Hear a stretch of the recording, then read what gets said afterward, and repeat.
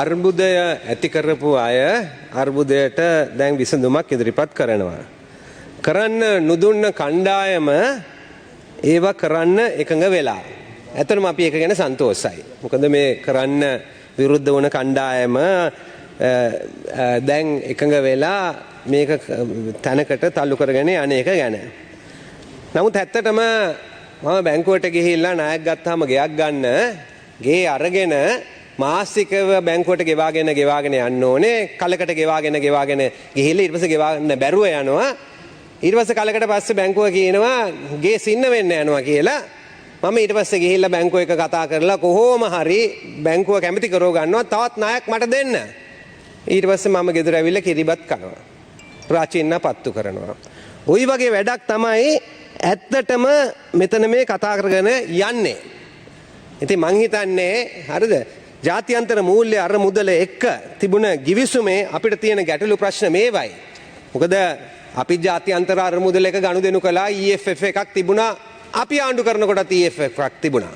තේරුණා නේද? ඉතින් මේකේ තියෙන්නේ මේකේ මේ ගැටලු ප්‍රශ්න ගැන. මම පළවෙනිම කියන්න ඕනේ I want to say something about the IMF's transparency policy from their report. It says here, IMF's transparency policy allows for the deletion of market-sensitive information and premature disclosure of the authorities' policy intentions in published staff reports and other documents.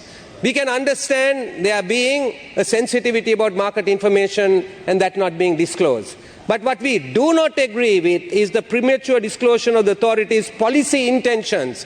If you have policy intentions, why don't you disclose it? We argued right through that even if the 225 cannot be kept informed, at least they should have had an in-camera session with the Finance Committee in Parliament and talked about the policy intentions. That was the responsibility of the government.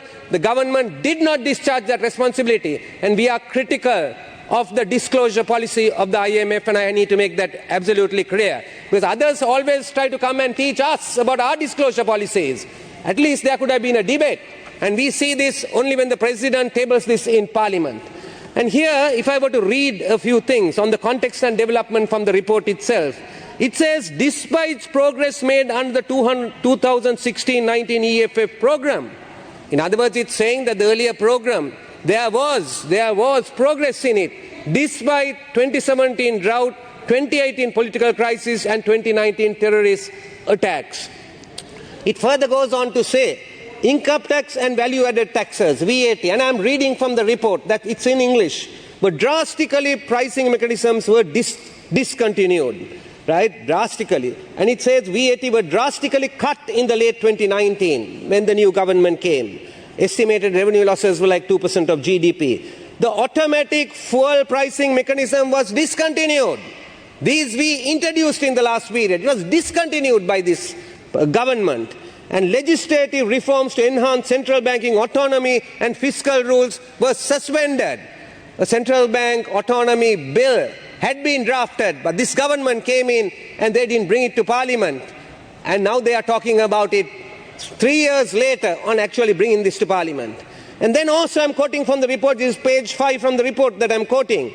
It says, usable gross international reserves declined from 7.6 billion at the end of 2019 to 1.6 billion, less than 1 month of imports at the end of 2021. This is from the report what the IMF is talking about of the past period and what has happened in the present period. මේ ආර්ථිකය අර්බුදය ඇති කළේ මේ කණ්ඩායම ආර්ථික අර්බුදය ඇති කළේ මේ කණ්ඩායම මේකට වග කියන්න ඕනේ. දැන් අපි මේ රට ගලව ගන්න හදන්නේ ඒ ප්‍රශ්නයෙන්. ඒක නිසා තමයි අපිට මේ ඇති වෙලා තියෙන විශාල ගැටලුව විශාල ප්‍රශ්නය මේ හේතුවයි. So the transparency policy, then the situation that has been created, inflation, උද්දමනය තමයි අපිට වෙලා තියෙන ලොකුම ගැටලුව ප්‍රශ්නය. එක පැත්තකින් බලපුවාම 100%කට විතර ගියා ආහාර උද්දමනය, අනික් එක 70%කට විතර ගියා. CCPI එක Colombo Consumer Price Index එක 22 සැප්තැම්බර් මාසයේ 70%යි ජනවාරි මාසයේ 154ට බැහැලා තිබෙනවා. ඇයි මේ සල්ලි අච්චු ගහපු නිසා ප්‍රධාන වශයෙන් ඒ හේතුව නිසා තමයි මේ දේ ඇති වෙලා තියෙන්නේ. ඒ වෙලාවේ කිව්වා මොන පිස්සුද? IMF එකට යන්න ඕනේ නැහැ. මොක ඔයාටවත් යන්න ඕනේ නැහැ. මේක අපි දන්නවා විසඳන්න. සල්ලි අච්චු ගහලා මේ ප්‍රශ්නේ විසඳන්න පුළුවන්. විකල්පය මොකක්ද කියලා. ජනාධිපතිතුමා මෙතන ඇවිල්ලා අහනවා විපක්ෂයෙන් අහනවා IMF එකට විකල්පය මොකක්ද කියලා. ජනාධිපතිතුමාගේ අර දෙපැත්තේ ඉන්න අයගෙන් අහන්න ඕනේ විකල්පය මොකක්ද කියලා. නැත්නම් ජනාධිපතිතුමා අනිත් පැත්ත හැරිලා ඔය කණ්ඩායමෙන් අහන්න තිබුණේ විකල්පය මොකක්ද කියලා. මොකද අපි EF එකක් තිබුණා 2016 17 18 19 EF එකක් තිබුණා. ඉතින් විකල්පයේ ප්‍රශ්නේ තිබෙන්නේ අපි එක නෙමෙයි. අපිට මේ වෙන ගැටලු ප්‍රශ්න රාශියක්ම තියෙනවා. මොකද මේක පිළිබඳව මුලින් කතා නොකළපු නිසා. දැන් බැංකු ක්ෂේත්‍රය ගැනත් මේක සඳහන් කරනවා. NPL එක non performing loans එක කියනවා 2021 අවසානයේදී 7.6යි සෙප්තැම්බර් මාසේ 22 19.9යි. නමුත් මේකෙම කියනවා IFRS quality deterioration එකක් තියෙනවා කියලා අධික ලෙස quality deterioration එකක් තියෙනවා කියලා. ඉතින් අපි මම දැම්මම කියනවා දැන් ඊළඟට තියෙන්නේ IMF එකට පස්සේ තියෙන්නේ ණය දුන්න පාර්ශවයන් සමග ඉන්දියාව ජපානය චීනය සමගත් පැරිස් ක්ලබ්යක් සමගත් ඊට පස්සේ පුද්ගලිකව ISB ගත්තයක් සමග සාකච්ඡාවල් තියෙනවා.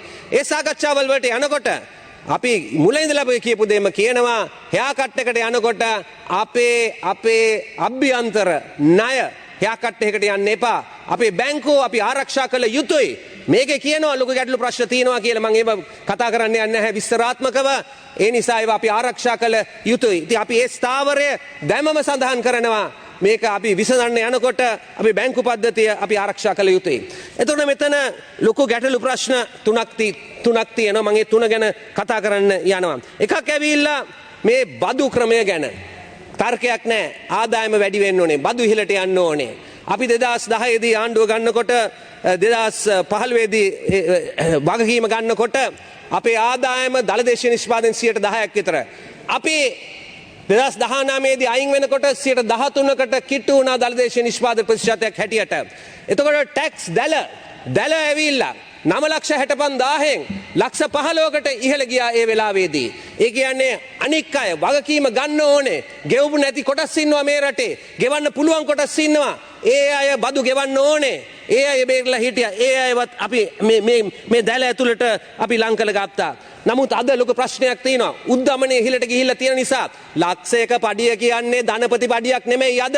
අද දරුව බලා ගන්න තියෙනවා, කන්න තියෙනවා, වෑන් එකට ගෙවන්න තියෙනවා, භූමි තෙල්, පෙට්‍රල්, ඩීසල්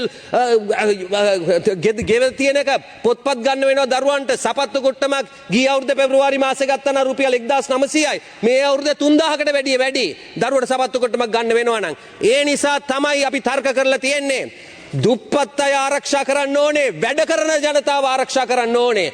වැඩ කරන ජනතාව ආරක්ෂා කරන්න ඕනේ රජයක්.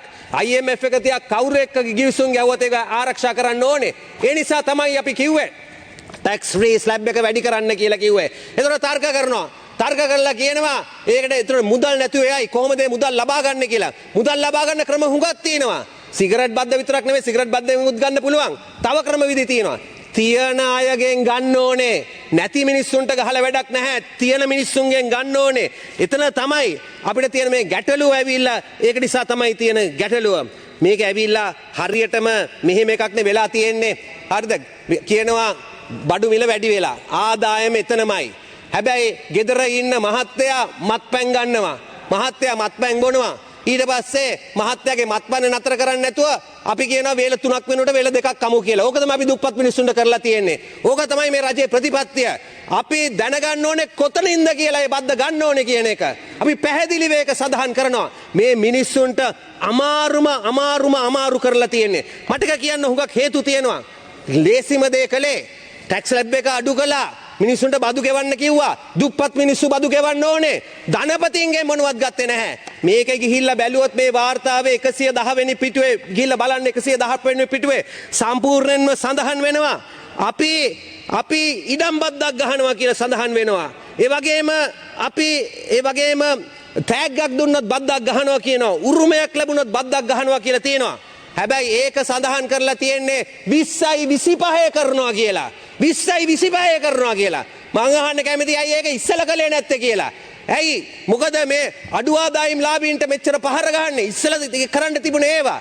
ඇයි අපි දන්නවා මේක 17 වෙනි වතාව IMF එකට ගිහිල්ලා තියෙන්නේ 9 වතාවයි අපි සම්පූර්ණ කරලා තියෙන්නේ මේක සම්පූර්ණ වෙන්නෙත් නෑ මේ විදියට ගියොත් සම්පූර්ණ වෙන්නේ නෑ මේක ඒක දැන දන්න එක 20යි 25ට දැම්මේ ඒ නිසා අපි හරියටම සංවේදී වෙන්න ඕනේ රටේ ප්‍රශ්නය ගැන IMF එකට යන්න කියලා කිව්වේ අපි මුලින් ඉඳලම කිව්වේ යන්න නමුත් මේක ගෙනල්ලා මුදල් කාරක සභාවේ කතා කළා නම් අපි පැහැදිලිව කියනවා කොහොමද මේ මුදල් ලබා ගන්න ඕනේ කාගෙන්ද මේ මුදල් ලබා ගන්න ඕනේ කියන එක මගේ දෙවෙනි එක ඇවිල්ලා මේකයි දුප්පත් අය ආරක්ෂා කරන්න සෝෂල් සේෆ්ටි නෙට් එකක් තියෙන්න ඕනේ සමාජ ආරක්ෂණ දැලක් තියෙන්නට ඕනේ ඒකට සමාජ ආරක්ෂණ 50ක් 2002 2003 ගෙනාවා නමුත් අද වෙනකම් වෙලා තියෙන්නේ සමෘද්ධිය හරහා ලබා දෙන එක තමයි දීලා තියෙන්නේ මුදල සමෘද්ධිය හදා ලබා දෙන එක හැබැයි මෙතන ගැටලුව ප්‍රශ්නයක් තියෙනවා අපි කියන්නේ හැමෝම දන්නවා 60ක් විතර ඉන්නේ සමෘද්ධිය නොලැබිය යුතු අය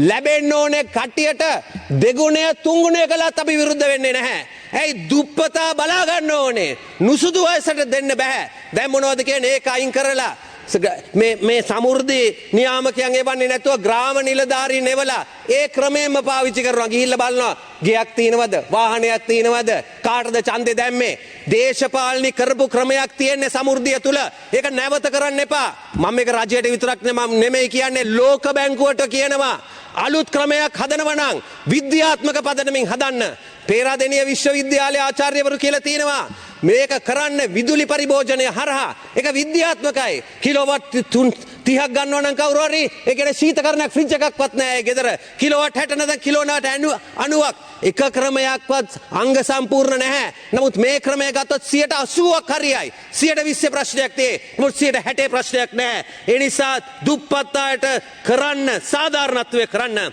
අවසානයෙන් මට කියන්න තියෙන්නේ මේකයි මුලසුනේ සිටින മന്ത്രിතුමනි දූෂණයට ගැන ඊයේ කතා කරන ජනාධිපතිතුමා එක්ක ජනාධිපතිතුමා කිව්වා ඔව් පනතක් ගේනවා කියලා කිව්වා The Presidential Commission of Inquiry and Special Commission of Inquiry on Political Victimization between 8 January 2015 and 16 November 2019 and this is in a Gazette Extraordinary right dated 9/1/2020 ඒගොල්ලන් කිව්වා කේසස් 90ක් තියෙනවා කියලා කිව්වා මේ කේසස් 90න් භාගයකට වැඩිය නීතිපති දෙපාර්තමේන්තුව අහෝසි කරලා තියෙන්නේ අනේ මම කියන්න ඕනේ ජනාධිපතිතුමාටයි ආණ්ඩුවටයි අපේ රටේ පනත් වල අඩුපාඩුවක් නෙමෙයි තියෙන්නේ ක්‍රියා කිරීමේ අඩුපාඩුවක් තියෙන්නේ හොරු අල්ලන්නේ නැති අඩුපාඩුවක් තියෙන්නේ පනතක් ගෙනාවොත් අපි ඒකට සහයෝගය දෙනවා නමුත් මේ රටේ ජනතාවට ඒකෙන් සහායක් ලැබෙන්නේ නැහැ හොරු අල්ලන්නේ නැත්නම් සහායක් ලැබෙන්නේ නැහැ ඒ නිසා තමයි IMF කොන්දේසිය අනුව දූෂණ විරෝධී පනත් සම්මත කළද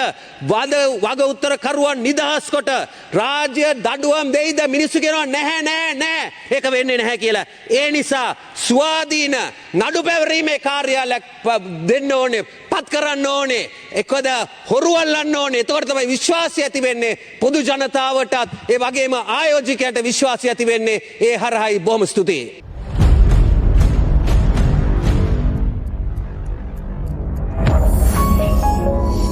You're watching the Lifetraveler channel.